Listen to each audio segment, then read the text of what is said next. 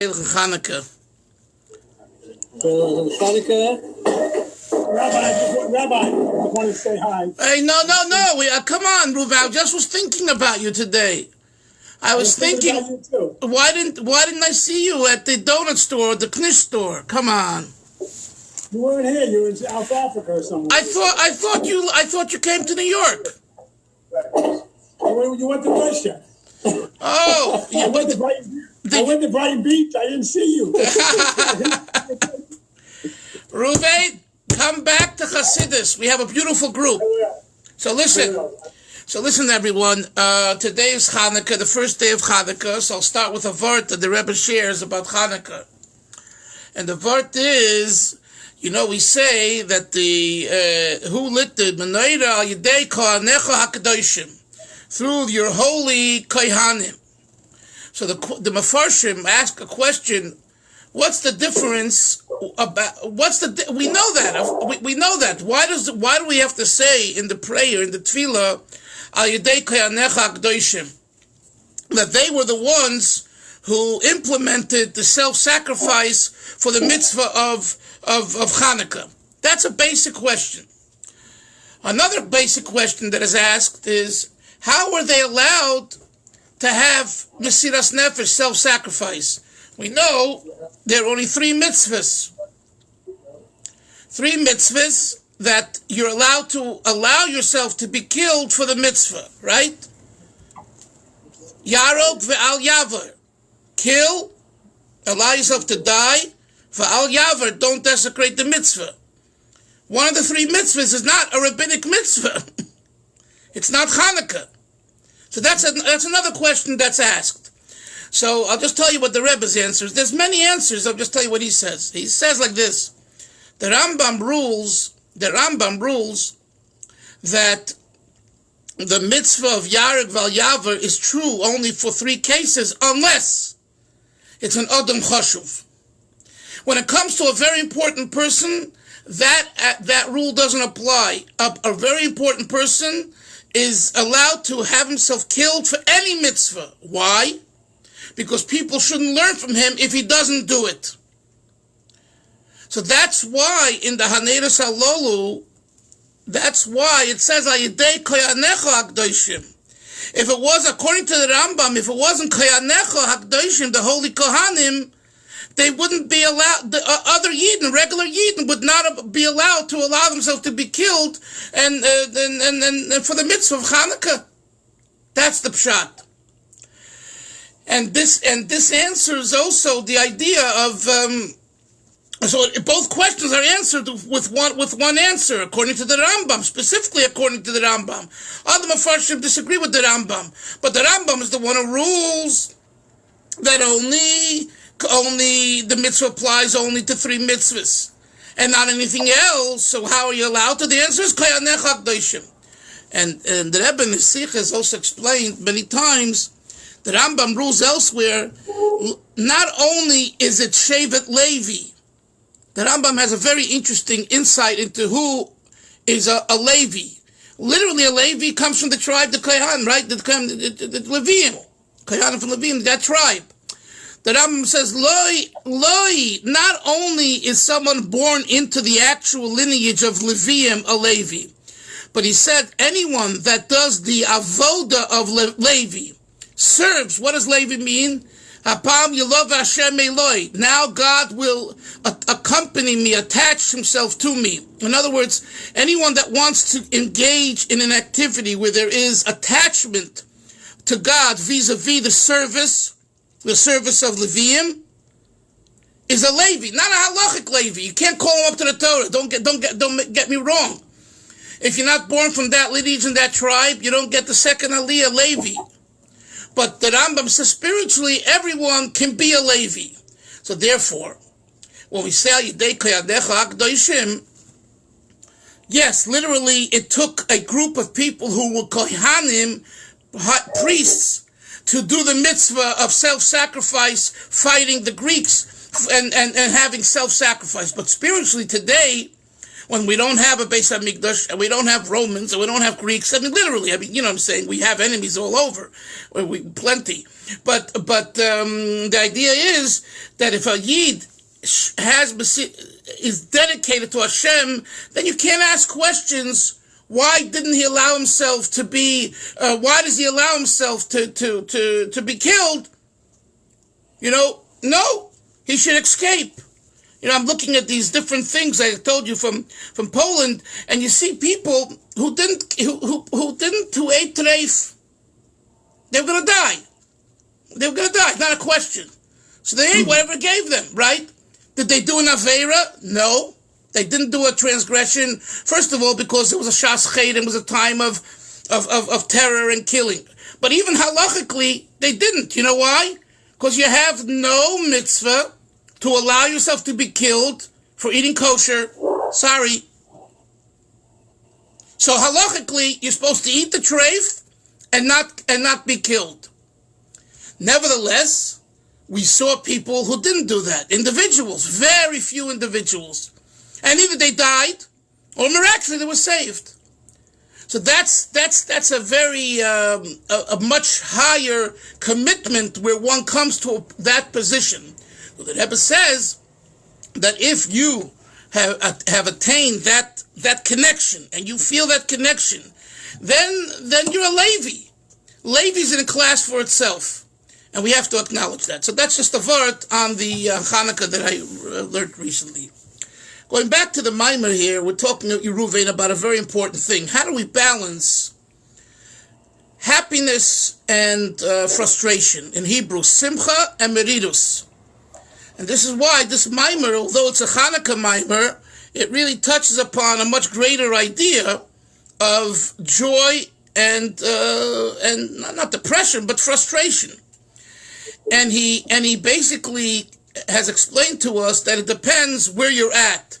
If you're at a place where that your activity consists of your powers that you work with, your mind, your heart, but that you're accustomed to, then you're right. Then you can't put the two together. When you're happy, you're not frustrated. When you're frustrated, you're not happy, and the two don't mix. But if you tap into a recess in your heart, which is much deeper, the pnimius alev, where over there, not only do they shneim ke'echad, he says both can come together, but one leads to the other. In other words, a good knockout leads to a good freilichkeit, happiness. And a good freilichkeit and a good happiness leads to a good knockout. And that's why, if you'll notice, I remember this by the Fabrengens with the Rebbe in the 70s and the 80s, especially in the 70s when he still was talking a lot about Russian Jews. The Jews were in Russia, they couldn't get out. He could be speaking, and then during the interval where they said l'chaim and they sang a niggin, and he could be clapping with his hands and making with his hands, and it was so lively. And then a few minutes later, he starts talking, he breaks down, and he's crying, and he chokes up, and he can't talk anymore. What's going on? Where are you? Are you in a mode of happiness? And the answer is, when you're really connected and plugged in, it's not a contradiction. On the contrary, a healthy happiness brings a healthy frustration. We're not talking about a despondency and a depression. That's unhealthy. Melancholy. That's unhealthy. You know that it says, the Alter Rebbe brings it in chapter 29, Tanya, they brings it from the Zohar HaKadosh, the Holy Zohar. At night, if you're not on the right track, at night God can send in bad dreams. Bad dreams that'll haunt you. That's what it says in the Zohar. I'm not making it up. That's what it says. Right? Why am I saying that? In other words, the way we behave during the day and the way we behave, it creates an entire 24/7 situation for us, okay? And if not tonight, it's tomorrow night. It's going to catch up with you. You can't get away with it. People think they can get away with it. It catches up. You can't get away with it. So, what's the shot? So unhealthy melancholy and depression is not acceptable at any time. And again, if biologically, genetically, one suffers from that, it's real. I'm not poo-pooing that. You need a psychiatrist, and you need medicine, and you need whatever. You need to deal with it.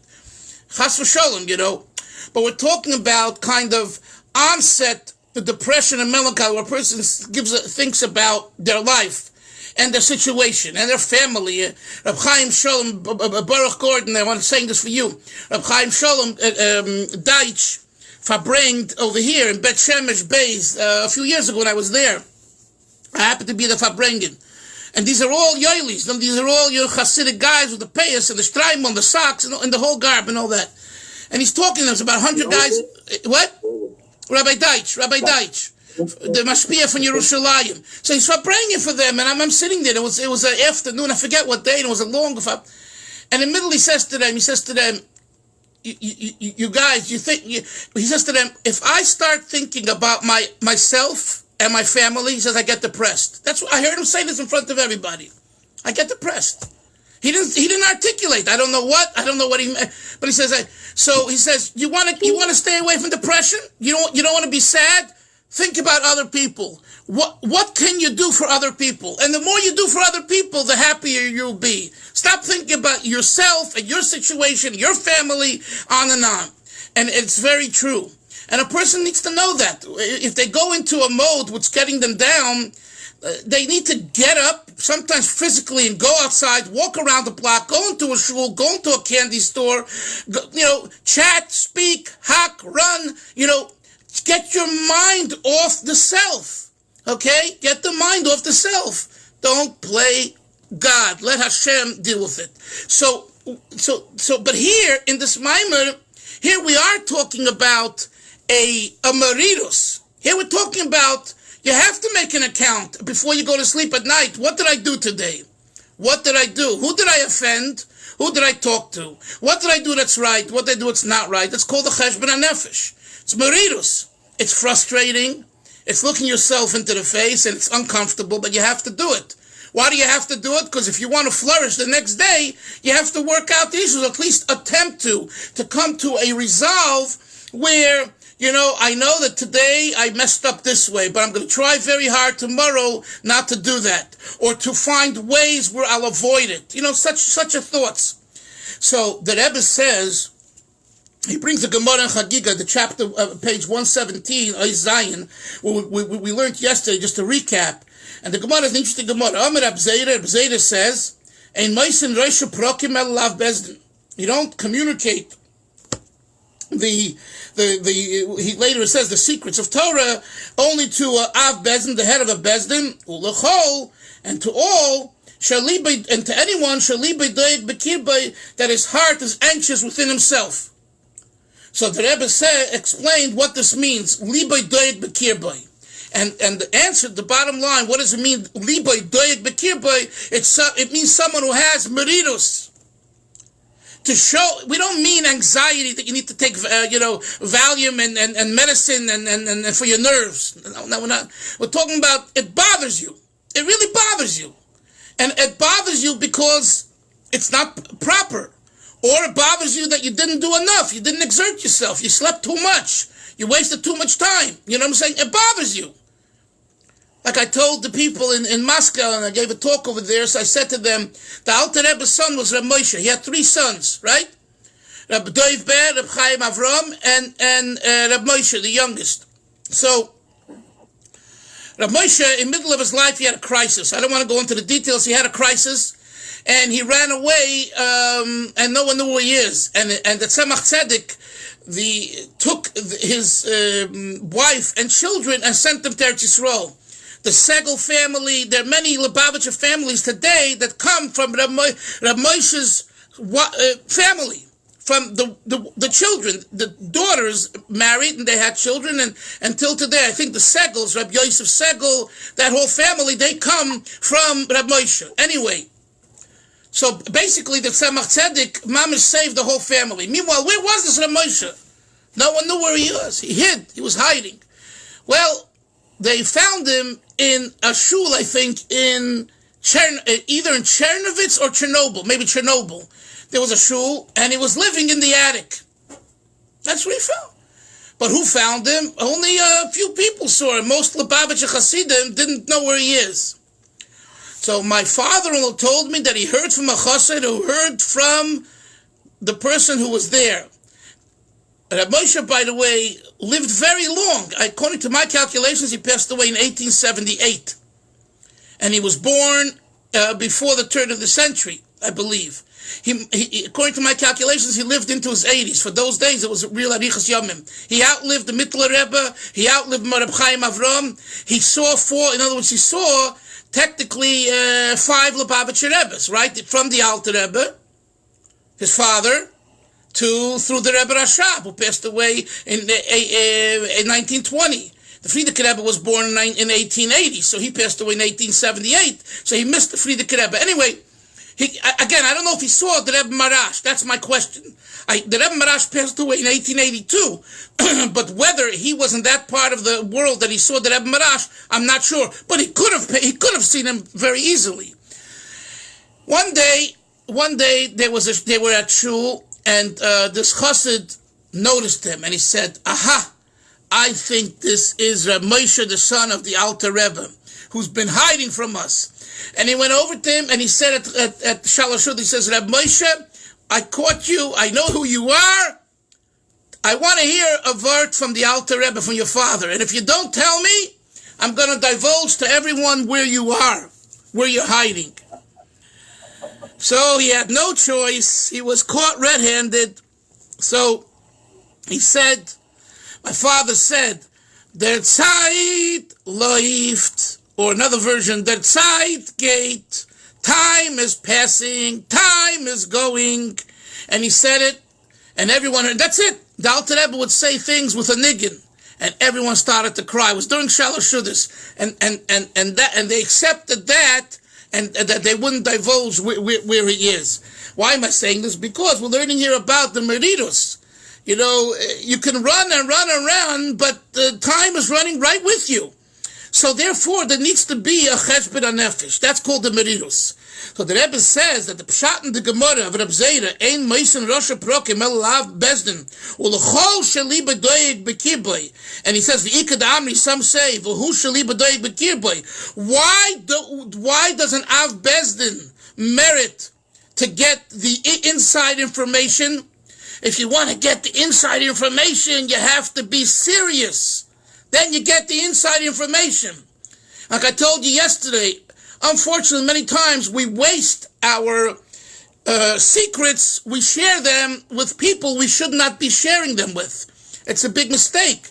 Because only a person who's really doig b'kirba, he really cares about the situation. He really cares about you. He's a pnimisdika type of yid. That type of Jew, it's worthy sharing with him what's on your heart. But if you share it stamazeh with someone, it's meaningless, you know? So he doesn't talk about that. What? What did you say? I didn't hear. What did you say? I said take it down off Facebook. Yeah. Anyway, so the point is that so the Rebbe is saying in this chapter that merirus and simcha come together, and again he quoted the Zohar that Alter Rebbe brings in chapter 34, the end of Tanya, in chapter 34. Happiness and tears come together from one side and the other side. Now let's go now to page 117, towards the bottom of the page, where he says, V'soido inyan, the last line of 117. Yes. No choice. Just before you went into that, Rob, it's okay to ask a question. Yes. Now remind me again your question, Moshe. No, I'm going to tell you now. There's two parts. You're talking about if we're faced with frustration, problems. One is to be the simcha, to turn that around, because the yetzer, it seems the yetzer traps us by making us feel negative or bad or frustrated. So simcha is the antidote, and also isn't thanking Hashem, is that also a part of the same thing? Yeah, but I think Hillel yesterday said something. It says V'gilu berada, right? If there's Hashem b'simcha, serve God with simcha, V'gilui, and joy and revelation and happiness, and berada with trembling. How do the two go together? And this is what we're saying, that a real healthy simcha has its foundation ra'oda. In other words, listen, we know stories of Talmidim of the Baal Shem Tov who made themselves silly and they got into Gan Eden. But that silliness isn't the silliness that that you find on the street. We're talking about a silliness which is equivalent to what the Gemara says. Rabbi Yehuda Bar Eloi, it's quoted in the Basel Legani Maimer. Rabbi Yehuda Bar Eloi, Merakad al Klas. He would take and he would juggle, and then the Gemara says he took women and he juggled women. I don't know how it's possible, but that's what he did. He was so strong, right? Now, that's called outwardly hoilulus. It's frivolity. It's forbidden. It's not tznius. But he was on a level where to him, I don't want to say it, but to him, the women were like sticks. In other words, he wasn't sexually moved. He was a big tzaddik, right? So to him, he was being mesameach, the chosen and kala, by doing that. And for whatever reason, you can ask, why didn't he juggle men? I don't know why he didn't juggle men. He juggled, because the Gemara doesn't say that he juggled men. It says he juggled women. So I don't have an answer why, but one thing's for sure, that the Gemara is saying, the Gemara would not quote a lowlife. The Gemara would not quote Rabbi Yehuda Bar Eloi, who we know so much about, who's buried, by the way, on the way up to Tzfat, on the road. That's where his caver is. You can go into his caver. We wouldn't consider him holy and special if he was a lowlife. So of course he was a big tzaddik. So when we say V'gilui beirada, nivus Hashem b'simcha, it has to be based on a true, deep, feeling of being a servant. Meridus de kedusha. So meridus de kedusha is a recipe for holiness. I don't want to go into it, but we've seen throughout history, when we deviate from the meridus de kedusha, we get into trouble. Okay? People ask, and I don't want to get into this now, people ask, why Lubavitch and the Rebbe, why did they shun Reb Shlomo Carlebach? So there was someone who asked the Rebbe the question in 1960, and he told me himself what he asked. And his name is Rabbi Shalom Hecht. He has a store on Coney Island and Avenue I, right across where Ruvain was the Gabbai in the Young Israel. There's a store across the street called Hecht's Bookstore. And the owner is Shalom Hecht. He's a brother of all the Hecht Chabad Hecht brothers, the youngest brother. Today is 90, his name is, he was known always as Sidney Hecht. And the Rebbe once in the 50s by a Farbrengen said, Sidney Hecht, say l'chaim, you should be called no longer Sidney, but Shalom Hecht. Yeah, by a Farbrengen. The Rebbe said, Sidney, you say l'chaim, you should be known and called as Shalom Hecht. So this Shalom Hecht told me that in 1960 or 61, his Shlomo Carlebach performed in his daughter's class. He came in and played the violin, the guitar, and it was very beautiful. So Sidney Hecht, there were 3 people who had an open door policy to the Rebbe's room, that the Rebbe said, you can knock on the door and come in, you don't need an appointment. He was one of the 3. Not that he used this permission, but he knocked on the door once after this, and he came in, and he looked, and he's a hecht. They speak direct. They don't mince words. So he said to the Rebbe, I don't understand why you're distancing Shlomo. They spoke, they were all friends. I mean, Sidney and Shlomo were friends from yeshiva, right? And the Rebbe knew both, you know what I'm saying? 1940s, talking about 1940s and 770, before the Rebbe became Rebbe. The Rebbe lifted his head. This is what he told me. And the Rebbe lifted his head and he said 2 words, answering this question. Koil Isha. The Rebbe said, we cannot sanction Koil Isha. That's all. That has nothing to do with, Shlomo is still my friend and he's still a chassid. That has nothing to do with it. But we, as a Lubavitch organization, cannot give a stamp of approval on Koil Isha. Why do I say that? I say it because when you talk about Simcha, Moshe, you're asking all about Simcha. Simcha has to be predicated on a Meridus. Yes, and a Meridus has boundaries. The fact that someone like Shlomo or other people have Mesiras Nefesh, Shlomo Carlebach would always say, he came to Borough Park and he stayed with Mr. Shimon Lefkowitz, who lived next door to where I used to daven. So someone saw him in the mikveh. So he said, listen, I know I'm going to hell, he said, but at least I'll be with other Jews in hell. You know? That's not, okay. That's, I'm not judging. Who am I to judge? I can't judge. But, and that's between him and HaKadosh Baruch Hu, and that's not my domain. But what we know, and from Torah, what we know that a person, that merirus is important to be the basis for simcha. And when merirus is the basis for simcha, the simcha comes out right. And that is the Even HaBoichin, which means that is the proof. The proof is in the pudding. The proof is in the result. Not everyone that says they're holy and they're a Rebbe and they're a rabbi and they're a teacher and they have simcha and they're a pinchas, that's the case. Most of those people and situations, it's not true. There are exceptions, absolutely.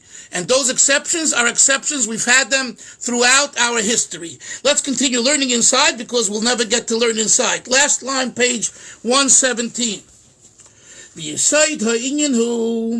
To understand this deeper, we have to look at the foundation, at the esoteric beginning. So now we're going to learn a little Kabbalah. Hold on to your hats. It says in the book of creation, quote, Eses Sfiros, Beli, top of 118, Mo. There are 10 Sfiros without anything. Beloim Picha Miladaber, close your mouth from speaking. Velibcho Milahare, and your heart from thinking. But what if you can't do it? Ve'im ratz libcha, and what if your heart is yearning and running and racing? Shuv li'achai, retreat backwards. Now this is a quote from Sefer Yetzirah. And what we say here is, Hillel, there's Eses Sfiros Belima. Somehow, the 10 Sfiros are like speechless, are conditionless. And really, they're pure without requiring speech, without requiring thought. But nevertheless, if your heart does race and run towards something, retreat. And here comes the idea that Chasidus brings. The Alter Rebbe brings it all over in his writings. V'zeu inyan v'achayis rotze v'shuv. You know, it says about the holy chariot, right, that we read about Shavuos. It says the angels that are called Chayos, right? How many groups, Shalom, of angels do we have? 3, right? Oifanim, the Chayos HaKodesh, and the third group is the Srafim, right? Srafim, the Chayos, Veifanim. So one of the groups is called Chayos. Chayos means animals, right? But it means spiritually, it's a level of godliness expressed through these particular angels. V'hachayos, it says v'hachayos rotze v'shuv. They have an interesting style of serving God. They yearn and run towards Hashem. They have a strong passion for God, and they want to just go into the Godhead and be with Hashem and flip out and forget about their family and forget about their friends. And then they realize, no way. Vishuv, they retreat. They calm themselves down. Chasidus says, this is true for every one of us. When we come to Shul, when we come to Koil, when we come to a Rebbe, when we come to the Koisel, we want to just be with Hashem. Like I told you the story. I remember when I was driving back 3 a.m. from the Rebbe's Farbrengen, after Pesach, my father drove us back and we stopped into Korn's Bakery to get a hot loaf of bread, the first loaf of bread after Pesach. But meanwhile, driving towards the bakery on the way back, was in Borough Park, from Crown Heights back to Borough Park, my father said, I just came out of Gan Eden. I was in Gan Eden. During the Farbrengen, you were like in paradise. And my father said, and I remember this, I don't want work, I don't need money, I don't need a wife, I don't need kids, all I need is Hashem. That's the feeling you had when you were standing and listening to the Rebbe the Tzaddik speak about HaKadosh Baruch Hu and about serving HaKadosh Baruch Hu. But that's a feeling of Ratzu. It's like you want to just leave everything. It's a great rush, but it's not reality. The reality is Shuv. Hey guy, you got to get up tomorrow 7 in the morning to daven with the minyan. And guess what? If you're not a yeshiva bacher or a koila younger man, at 9 o'clock you got to be at work. So there were times my father said to me, my dear son and my brothers, I can't come to the Fabrengen to pick you up at 2 in the morning. I got to get up at 6 to daven, and 7 I got to leave to work. And 3-4 hours I'll be a zombie at work. So I'm sorry. And we were yeshiva bacherim in Lubavitch, and we couldn't take that. So my mother of blessed memory, who didn't work, she would come in her school. She would come 1, 2, 3 in the morning and pick us up. And because there was very few Lubavitchers in Borough Park. We weren't in 1975, 76. You weren't going on a train at 1, 2 in the morning because you wouldn't come out alive. It was so bad. So my mother volunteered to pick us up in her school. She makes you have a lichter in Gan Eden. But what's the point? The point is there is Ratzu. There is Ratzu. Right? There are people who've asked me, I want to make Aliyah, when they're 50, 60, and I want to forget. The Rebbe told Peter Calmness from England, I don't know, Shalom, you know Peter? You know Peter Calmness? Peter Red, I think, passed on. But Peter wanted to make Aliyah. He was a very successful businessman, either in Manchester or London, I think London. And the Rebbe had Chasidus with him. The Rebbe said, no. The Rebbe said, no. He says, but Rebbe, my heart yearns. The Rebbe says, I know, but they need you in England. Dr. What's it called? Shmuel, the scientist. The scientist from St. Paul. Green. Dr. Green, Velvel Green, told me. He wrote to the Rebbe once, twice, 3 times. This is going back to when he was in his 40s and 50s. He grew up as a Bundist, a Yiddishist, and a Zionist. He wanted to leave. He had enough. He was a NASA professor, and the Rebbe said, "No, the students need you." Who? Velvel Green. Who is going to bring some Yiddishkeit to the students at the university? Finally, his heart couldn't contain it. He got on a plane. When he came, there was a letter from the Rebbe waiting for him. Mazel tov, congratulations, Professor Green, on your Aliyah. That was his decision. So there is a Ratzu. There's a very strong desire to do certain things in Kedusha. Yes, Hillel. The pounding of the heart. The heart opens and closes. Sheboy hu chayis, vitality, right? Life force. Requires Yehuda, the heart, to open and close. If chas v'shalom it doesn't, we need valves and operations, and the rest is history. It's serious. So you need to have open, close, open, close, open, close. Ratzu and Shuv, yearn and retreat, yearn and retreat. The Ava v'yira yechaylem liyas ke'echad. Then you can have love and fear like one. In other words, if you learn how to balance the yearning together with the retreat, you can experience a love and a fear at once. The fact that Ava and Yira are separate, he repeats Hillel what we learned earlier. This is only in the revealed powers. The Ava, yesh mishayev. Ava is the idea, someone who has a love. Udvar ma shenimshach, and there's something that is drawn. Tomorrow I'll explain this more because it needs explanation. We'll stop here, Chevre. Any questions? Anyone have any questions? What? Sei gesund. Have a good day. You too.